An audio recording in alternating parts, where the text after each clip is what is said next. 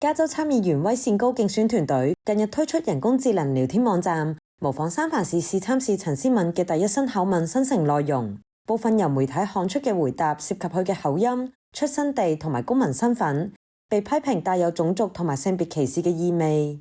ConnieChan.AI 使用人工智能公司 Anthropic 旗下嘅 Claude 模型，將陳思敏塑造成凡事反對、阻礙三藩市發展嘅候選人，並且集中批評佢喺房屋、公共交通同埋公共安全等議題上面嘅立場。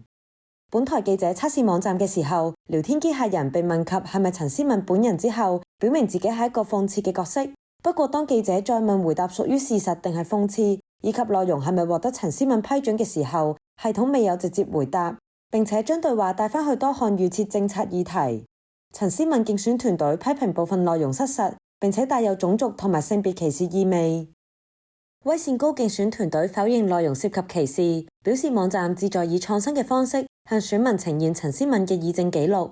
事件亦都引起外界關注 AI 產業嘅政治影響力。Anthropic 資助嘅政治組織 Public First Action 曾經向支持威善高嘅外圍政治行動委員會提供50萬元，該筆款項屬於獨立政治支出，並非直接捐俾威善高競選團隊。威善高同埋陳思敏將會喺11月3號嘅中期選舉入邊競逐加州第11國會選區議席，勝出者將會喺下年1月接替已經宣布唔會再競逐連任嘅現任聯邦眾議員佩洛西。天下衛視記者編輯報道。